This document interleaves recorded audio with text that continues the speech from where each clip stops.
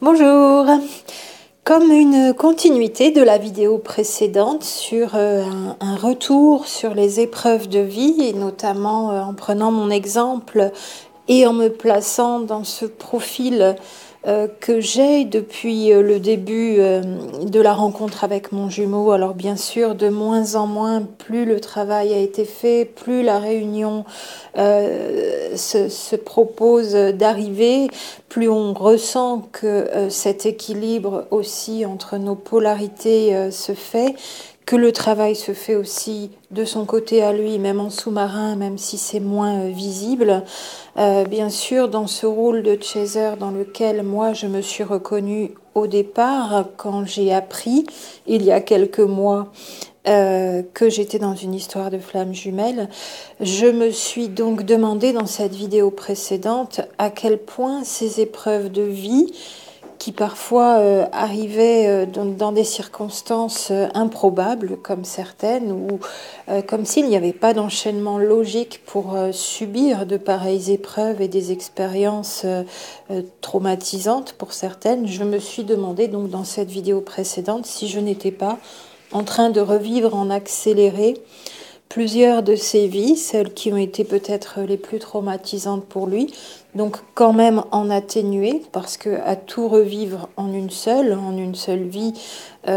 déjà que ça a été très difficile, évidemment, ça n'aurait pas été vivable et possible et soutenable pour un être humain normalement constitué. Donc en cherchant la raison de ces épreuves, j'en suis venue à émettre cette hypothèse qui pour l'instant résonne bien à l'intérieur, de me dire si c'est bien ce que je crois, si moi je n'étais pas incarnée pendant tout le temps où lui l'a été, dans toutes ces vies qu'il a eues dans la matière et sûrement sur Terre, puisque nous sommes revenus tous les deux ici sur Terre, est-ce que je n'avais pas donc besoin de voir toutes ces vies, de les vivre aussi dans la matière atténuée et surtout pour les guérir et transcender, et encore, en répondant aussi à vos commentaires, pour apprendre à ne plus me retrouver en face de ce genre d'épreuves, pour apprendre à me protéger, pour apprendre à ne plus être en face de ces énergies de l'ombre qui étaient peut-être en résonance avec des vieilles mémoires pour des raisons ou d'autres, à voir dans le détail pour chaque vie, qui sera particulière pour chaque duo de flammes jumelles aussi.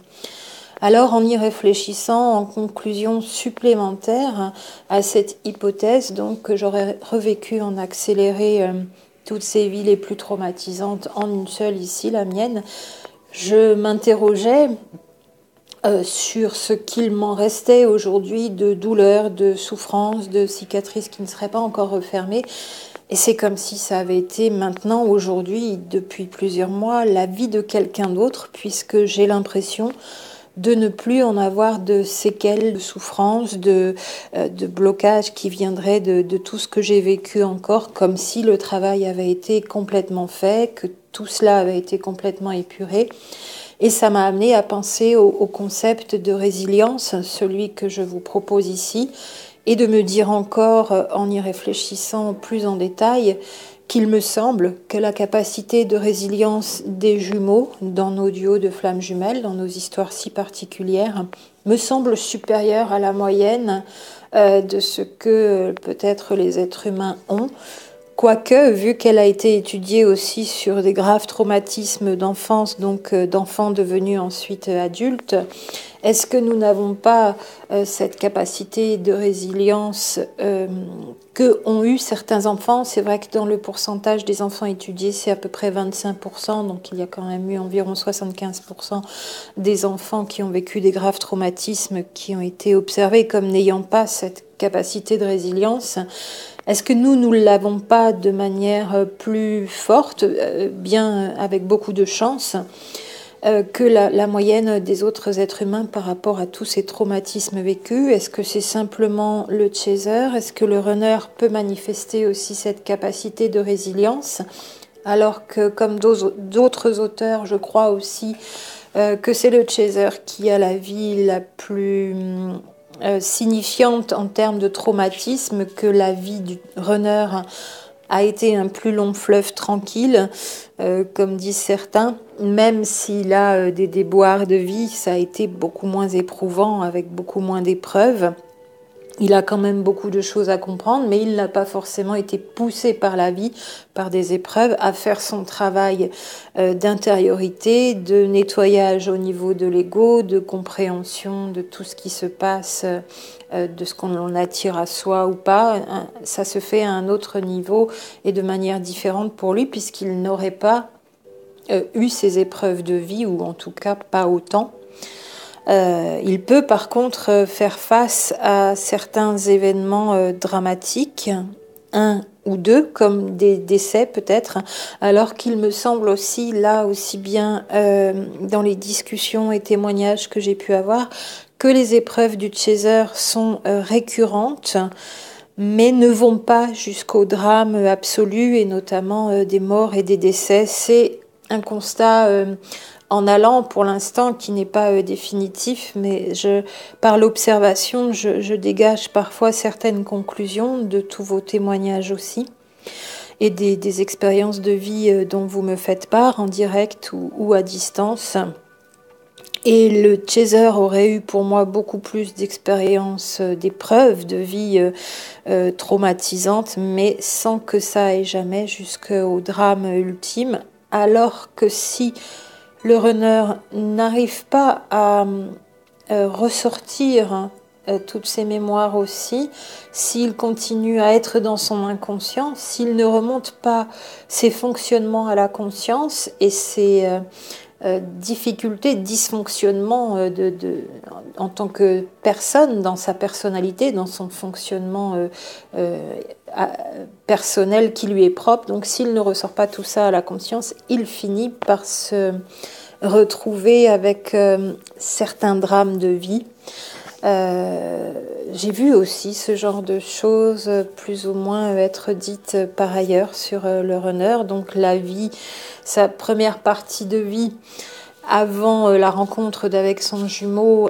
Quand je dis première partie de vie, pour moi, c'est tout ce qui est vie avant la rencontre, avant la reconnaissance d'avec le jumeau. Et j'appelle ma deuxième partie de vie, ma nouvelle vie, depuis la rencontre d'avec mon jumeau, pour bien préciser ce que j'entends par première partie de vie, deuxième partie de vie. Et donc, le runner a eu une vie en première partie avant la rencontre d'avec nous, jumeaux, jumelles, plus comme un long fleuve tranquille en comparaison avec la vie du chaser. Et par contre, ça chamboule et ça travaille d'un coup aussi pour lui au moment de la rencontre, qu'il le veuille ou pas, qu'il soit à distance ou pas. Tout se met en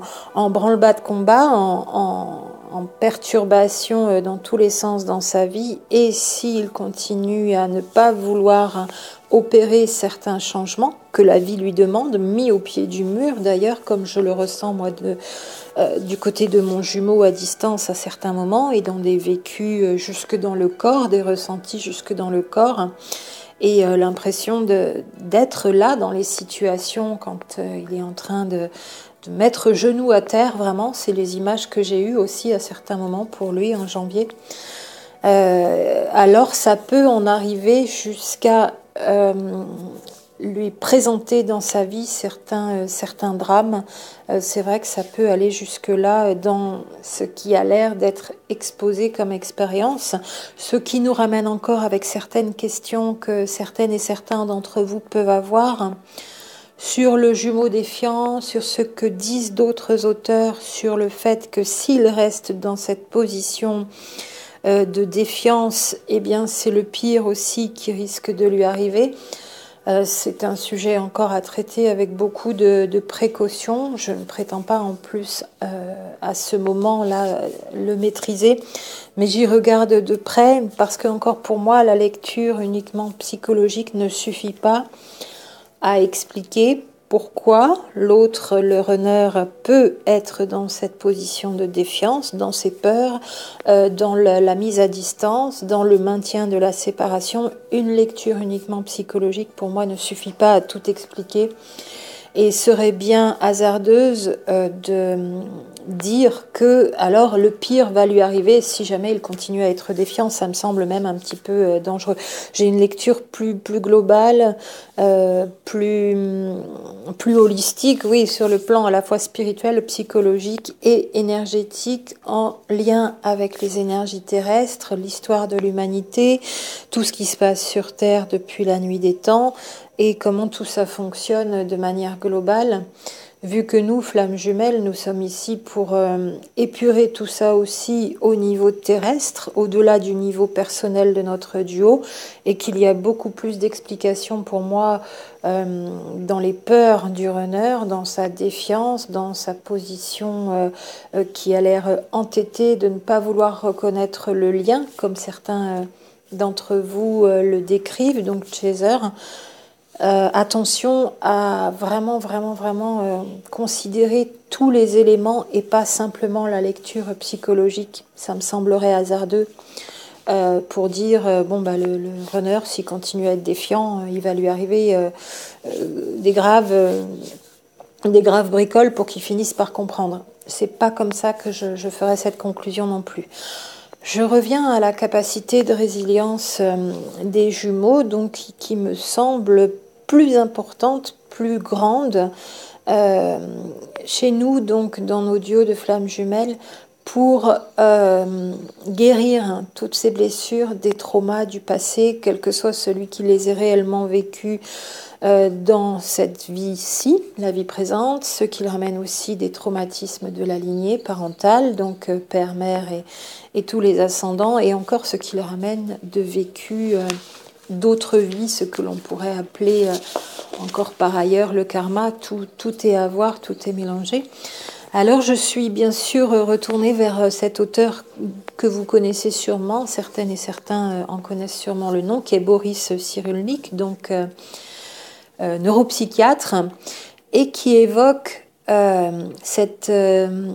concept de résilience. Alors la personne qui est pionnière de ce travail de mise au grand jour, de cette capacité de résilience qu'ont eu certains êtres humains et notamment des enfants, c'est Amy Werner,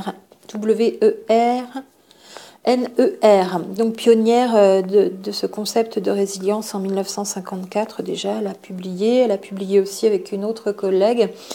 Elle a pu étudier beaucoup d'enfants, notamment à Hawaï, ayant vécu des situations difficiles, des enfants qu'on pensait perdus. Et elle en a retiré des observations, donc en pouvant constater que certains de ces enfants, même ayant vécu de graves traumas, environ 25% pour le pourcentage que j'ai en mémoire en tête, avaient réussi à faire preuve de résilience par rapport à ces traumatismes d'enfance. Elle en a dégagé donc certaines lignes directrices avec les facteurs de résilience qui ont été observés comme pouvant permettre donc de guérir de ces traumas et de ces blessures d'enfance, donc avec des capacités supérieures à résoudre les problèmes chez ce quart d'enfants qui a réussi à s'en sortir. Le fait que la connaissance de soi, l'estime de soi, la confiance en soi, l'autonomie par rapport à soi-même, se connaître et passer au-delà et ne plus être en dépendance par rapport aux autres. Et encore l'altruisme, elle cite aussi la sociabilité et l'habileté à trouver du soutien. Alors pour les enfants qui ont été complètement esseulés, ça n'est pas dans le milieu familial qu'ils ont pu trouver ce soutien. Mais par contre, il y a encore d'autres milieux adjacents, si ce n'est pas dans le milieu familial que ce soutien a pu être trouvé, que ce soit des enseignants, des thérapeutes, des amis. Et la capacité à trouver du soutien pour ces enfants devenus adultes, futurs adultes, donc, a fait partie des facteurs de résilience qui ont permis donc de retrouver une vie sinon complètement normale, de ne pas rester broyés comme ça, comme des êtres humains qui n'auront plus jamais de vie normale. Alors ça ne représente par contre qu'un quart de ces enfants étudiés, nous dit Boris Cyrulnik encore. Il a aussi regardé, en plus de ce que Amy Werner et sa collègue ont publié, qu'il y avait réellement au niveau du cerveau, lui en tant que neuropsychiatre, donc médecin psychiatre, des zones du cerveau complètement altérées, complètement abîmées, et que grâce à cette capacité de résilience chez ces enfants, il a pu être démontré que le cerveau pouvait récupérer, grâce notamment au long cours, semaine après semaine, mois après mois et année après année, simplement donc le cerveau récupérait grâce à des interactions banales, comme il le dit, des interactions affectives, et que même ces malformations anatomiques au niveau du cerveau avaient pu être réparées. Ce qui est très intéressant puisque ces enfants ayant vécu de graves traumatismes étaient vraiment auparavant, avant ces observations de Boris Cyrulnik et d'autres, étaient mis de côté, on n'avait plus d'espoir pour eux, et on n'avait pas forcément donc on ne faisait pas forcément d'efforts pour être en interaction avec eux. Ils étaient même laissés pour compte un petit peu de côté, sans vraiment qu'il y ait de thérapie, d'observation plus poussée mise en place pour les aider, puisque le sort en était jeté pour eux dans la façon d'approcher ce problème des enfants fortement traumatisés auparavant, avant Boris Cyrulnik, avant Amy Werner et autres collègues. C'est donc intéressant dans le sens où ces professionnels, neuropsychiatres et psychologues, donc, ont mis en avant que certains êtres humains avaient cette capacité de résilience. Et évidemment, voyez où je veux en venir assez rapidement quand même, ils ont vu que l'amour y était énormément pour quelque chose, et la possibilité de se reconstruire au travers de l'amour dans ces interactions sociales, avec du soutien, qu'ils viennent de l'environnement familial ou, si ça n'était pas possible au niveau de l'environnement familial, de d'autres personnes de l'environnement, eh bien ces interactions ont permis de se reconstruire au travers de l'amour, ont permis à ces enfants de se reconstruire au travers de l'amour. Voilà pourquoi je suis allée regarder de plus près dans cette capacité de résilience par rapport donc à nos vécus, nous dans nos duos, avec ce couple qui longtemps séparé, a tout un travail d'épuration à faire sous la lecture psychologique, mais qui baignait dans tout cet amour qui arrive d'un coup quand il y a eu la mise en présence et ensuite la reconnaissance d'avec le jumeau, est sûrement une des grandes explications à ce que je crois être une capacité supplémentaire de résilience. Ce qui veut dire aussi que si nous avons les bons outils pour guérir ce qui est appelé encore en termes psychologiques la charge traumatique, avec cette capacité de résilience supplémentaire plus importante que je crois être celle des jumeaux, alors on peut vraiment s'en sortir plus rapidement aussi. Et en conclusion, comme je le fais souvent, ne pas forcément y passer de longs mois, voire plusieurs années, dans ce qui serait même d'ailleurs pour certaines personnes de manière trop sectorisée, il me semble, la raison des longues séparations, parce qu'il faut encore épurer, faire face à toutes nos peurs,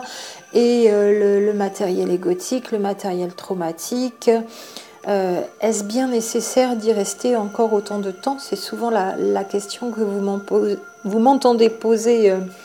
depuis ces dernières vidéos, ou avec cette capacité de résilience plus grande que la moyenne des autres individus sur Terre, et tout cet amour inconditionnel qu'on est encore en train de développer, dans lequel on baigne, cet amour divin qui est le propre de ce duo de flammes jumelles, les traumatismes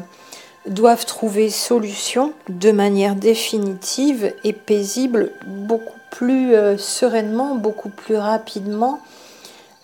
sans que les jumeaux soient encore accablés pendant de longs mois, voire plusieurs années, avec cette fameuse charge traumatique. Alors sans vouloir à chaque fois voir si le timing, ça doit être 6 mois, 1 an, 3 ans, chaque histoire étant particulière, je me dis qu'il est possible de solutionner ça, et que si, une fois que c'est solutionné grâce à tout cet amour et cette capacité de résilience largement supplémentaire La séparation perdure encore. Le jumeau dit runner, donc est encore, par exemple aussi, pour reprendre le sujet, en défiance dans ses craintes, ses doutes, sa méfiance, son manque de confiance, sa peur de la trahison, encore tout un tas d'autres choses qui bloquent de son côté à lui, alors que si le chaser a fait son travail et avec toute cette résilience, eh bien, l'on sait que le travail est fait pour les deux jumeaux. Le travail de l'un permet la libération de l'autre et plus l'un avance, plus l'autre avance aussi. Si la séparation persiste, alors est-ce vraiment une question de peur, de charge traumatique, de matériel égotique qui est la raison de ces longues séparations? Je me pose la question à chaque fois presque dans les mêmes termes. N'y a-t-il pas encore autre chose? Et la lecture psychologique permet d'avoir des clés, mais qu'il faut peut-être transposer sur d'autres raisons, et notamment avoir au niveau énergétique et encore d'autres explications qui viendraient apporter de l'eau à notre moulin, c'est le cas de le dire, parce que pour moi encore, pour revenir à mon cas personnel, dans cette vidéo un petit peu personnelle encore que je vous ai présentée avant, la numéro 59, donc sur ces vies en accéléré, ces épreuves revécues en accéléré et atténuées dans une seule vie, qui seraient les épreuves signifiantes de mon runner dans d'autres vies incarnées dans la matière quand moi j'étais de l'autre côté. Il me semble déjà avoir tellement épuré, pour reprendre le terme encore, comme je vous en ai donné juste un tout petit aperçu sans que ce soit exhaustif, qu'aujourd'hui, s'il n'y a pas encore réunion, si la séparation persiste, s'il y a des peurs, des craintes encore, alors pour moi, je n'utiliserai pas le terme défiant, il n'est pas défiant, il est encore dans son inconscient apparemment, ne conscientisant pas la réelle nature du lien, l'importance de ce lien, même s'il le ressent, c'est encore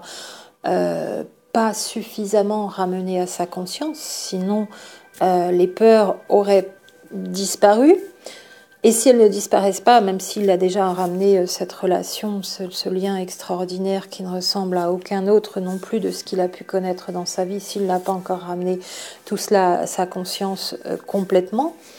mais qu'il en a quand même ramené une partie, pourquoi cette séparation entre nous perdure? Est-ce qu'il reste encore des choses de mon côté, autres que de l'épuration à faire? Qu'est-ce qu'il resterait encore de son côté, autre que de sortir de ses peurs et de sa manifestation de matériel traumatique, matériel égotique, d'avoir peur donc de ses changements de vie par rapport à son environnement, ses choix de vie qui de moins en moins, il se rend bien compte que ses choix de vie ne le servent plus dans le besoin d'évolution personnelle, le besoin de nourrir notre âme commune, son âme, notre âme commune, en éveil et en épanouissement. Il s'aperçoit petit à petit de tout ça. Ça s'est fait au long des mois. Pour moi, le premier rendez-vous a eu lieu en janvier 2015, pour la première fois qu'on a été mis en présence, bien qu'il me semble que dès 2012, comme il était déjà revenu par ici, nous sommes sûrement croisés, puisque j'allais déjà dans les locaux dans lesquels il travaillait, mais pas pour le voir lui, mais d'autres professionnels. Donc, en fait, entre janvier 2012 et janvier 2015, il se peut qu'on se soit croisés, mais je n'en ai aucun souvenir. La première fois que je l'ai vu, moi, en janvier 2015, il n'y a pas eu reconnaissance, ça a eu lieu en septembre 2015, ce qui fait donc maintenant 2 ans et demi. Mais je n'ai commencé ce travail en accéléré de bien comprendre comment ça fonctionnait, me rendant compte donc que j'étais dans une relation de flamme jumelle. Je ne m'en suis rendu compte dans la terminologie et les mécanismes de fonctionnement que depuis septembre 2017. Cela dit, même sans avoir toute la compréhension, toute l'explication des mécanismes de fonctionnement de cette relation, la reconnaissance ayant eu lieu en septembre 2015, ça fait quand même maintenant 2 ans et demi, voilà, tout juste, que le travail se fait d'un côté et de l'autre. Ça commence donc, pour moi, à être long en termes de séparation. Bien évidemment, je sais qu'il y a des séparations chez vous aussi, celles et ceux que j'ai rencontrés ou que j'ai eu donc en accompagnement à distance, déjà des séparations qui sont bien plus longues encore, jusqu'à 9 ans, ce qui me semble voilà extrêmement long si il y a eu quand même des outils, des thérapies pour épurer toute cette charge traumatique, comme je le rappelle encore dans cette vidéo. Et donc, où est-ce que ça coince, pour le dire très clairement, avec cette capacité de résilience supplémentaire que les jumeaux auraient pour moi aussi. C'est ce thème que je voulais évoquer. Donc, beaucoup de chasers, si l'on en suit les témoignages et si l'on prend aussi les récits d'accompagnement de flammes jumelles d'autres thérapeutes, beaucoup de chasers ont déjà épuré un maximum de traumatismes, de problématiques avant même d'avoir été mis en présence de leurs jumeaux. Quelque part, puisqu'en vase communicant, quand l'un fait son travail, l'autre en bénéficie aussi. Si de nombreux chasers avaient déjà à 70-80% ou plus réglé les problématiques, il n'en reste plus beaucoup au moment de la mise en présence des jumeaux, au moment de la rencontre des premiers rendez-vous, même sans parler de reconnaissance, et bien sûr encore ensuite après la reconnaissance. Alors pourquoi il y aurait encore autant à épurer, puisqu'il y en a déjà eu un grand bout d'épuré, selon les histoires personnelles, chaque duo sera différent, mais pour une grande majeure partie de duos, et notamment au travers du chaser. Et avec cette capacité de résilience supplémentaire que pour moi auraient les flammes jumelles, encore pour le répéter. Voilà une question en suspens. Pourquoi la séparation bloque et bloque encore? Pourquoi l'éloignement de l'autre jumeau perdure? Déjà plus d'1 an, 18 mois, voire 2 ans, ça me semble être un délai long. Donc 3 ans encore plus et années supplémentaires, d'autant plus bien sûr dans les observations et le questionnement dans lequel ça me met encore pour vous toutes et vous tous et pour ma propre histoire en parallèle aussi.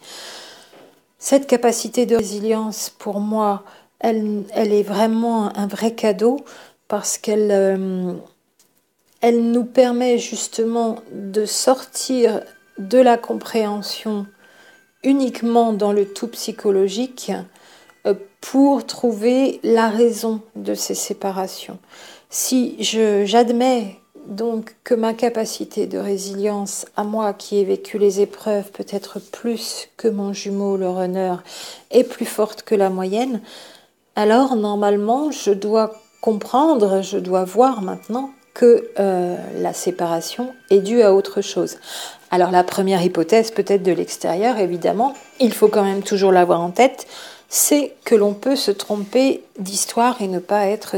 réellement dans un fonctionnement, un processus de flamme jumelle.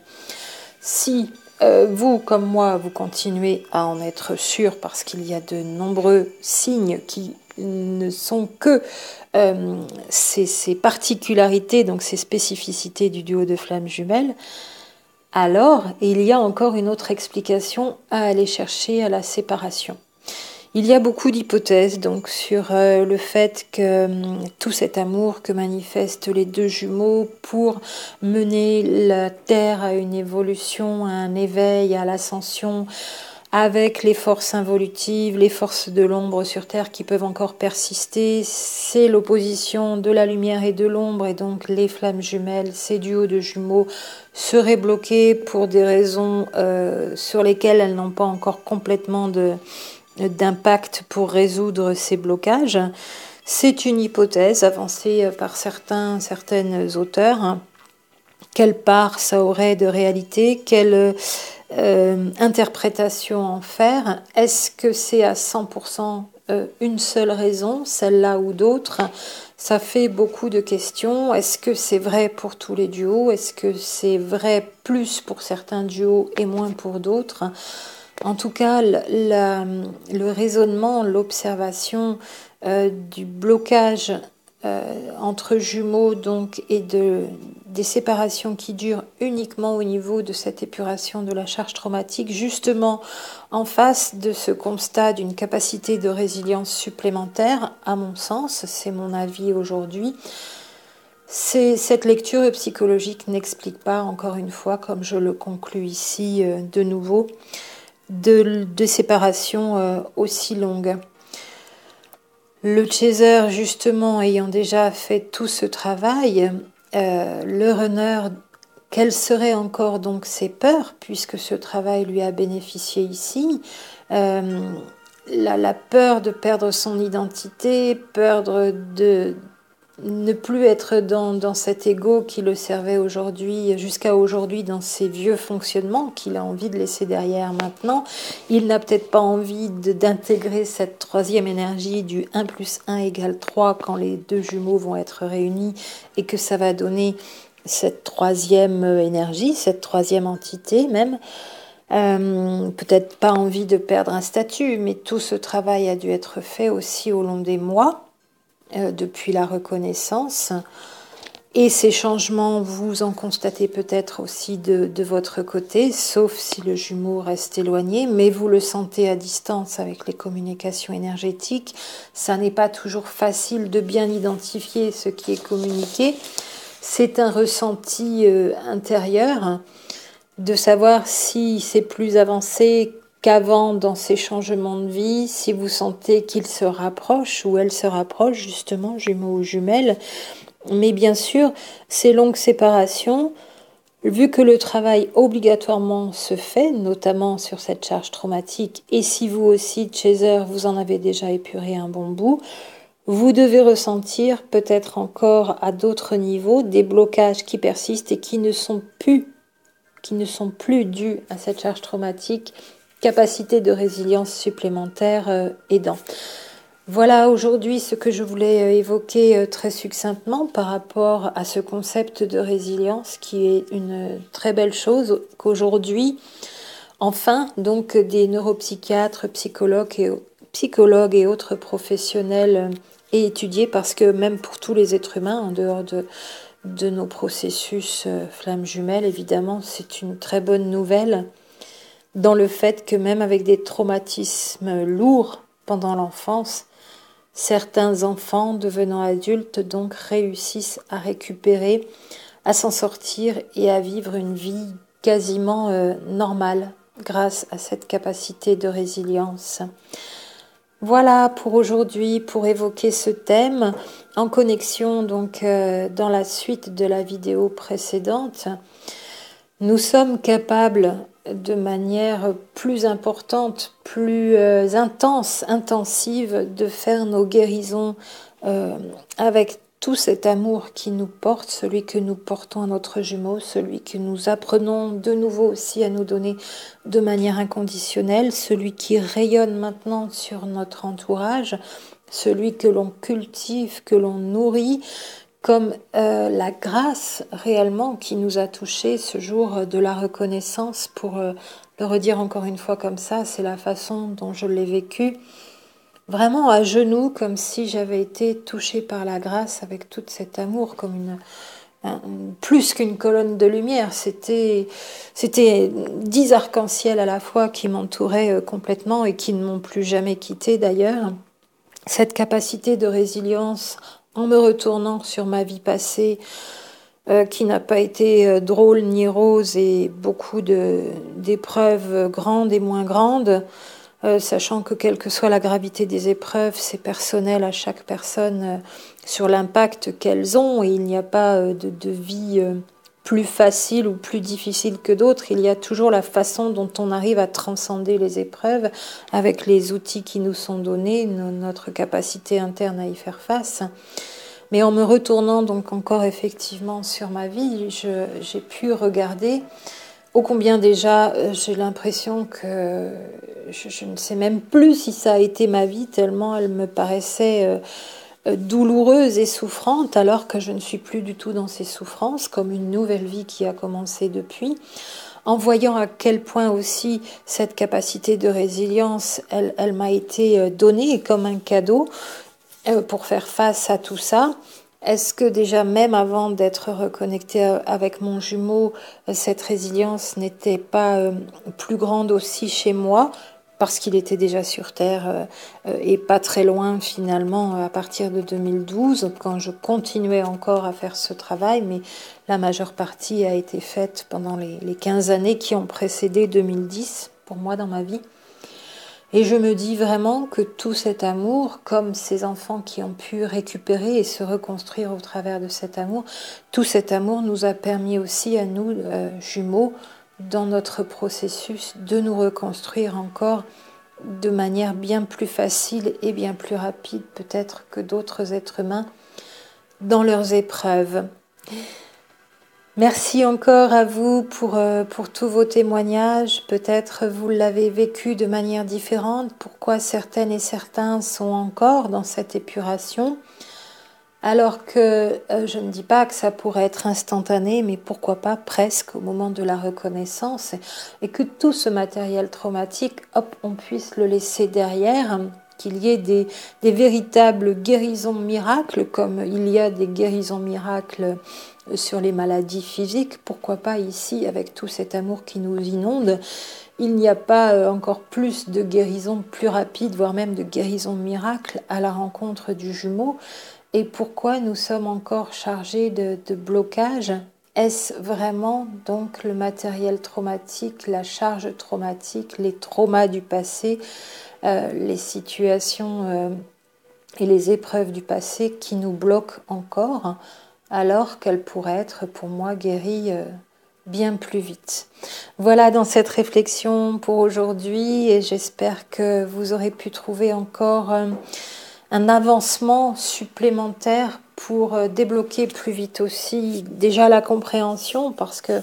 quand on échange comme ça sur les vécus personnels, eh bien parfois c'est juste un mot ou une situation vécue évoquée par l'autre et qui va nous faire tilt vraiment comme la lumière qui s'allume et nous dire mais oui, j'aurais pu vraiment peut-être voir ça aussi. Et finalement, je me suis mis en tête que ça pouvait bloquer, mais non, c'est encore sûrement autre chose. Je n'ai pas cherché au bon endroit. Et si je cherche encore juste à côté, là où je n'y ai pas encore regardé, peut-être que je vais trouver la solution pour moi, pour mon jumeau et pour débloquer. C'est aussi dans ce sens que nos partages sont toujours très intéressants, considérant que chaque duo de flammes jumelles a une pièce du puzzle pour toute la bulle flamme jumelle, pour toutes les personnes qui vivent ce genre d'expérience où on ne comprend pas toujours tout, bien sûr, et d'avoir chacune cette pièce du puzzle. Ça nous permet à chaque fois, il me semble, d'avancer si cette pièce correspond à celle dont on avait besoin au moment donné, bien sûr. Voilà, je vous dis à très bientôt pour la suite et j'espère que ça avance aussi pour vous, que vous avez de bonnes informations, des échanges suffisants pour continuer à garder confiance, à ne pas lâcher si vous pensez pour vous aussi que cette réunion va avoir lieu, comme je le pense que c'est le cas pour moi. On en aura des nouvelles en 2018. Nous étions sur le printemps pour beaucoup d'entre nous dans les vidéos précédentes. Donc ça ne saurait tarder pour avoir confirmation. Est-ce que tout dépend de nous? Grande question aussi, encore à chaque fois laissée en suspens. Le libre arbitre, le libre choix et tous ces questionnements. Faisons confiance. Gardons ce trio merveilleux, amour, foi, gratitude, et ce qui doit arriver arrivera. À très bientôt.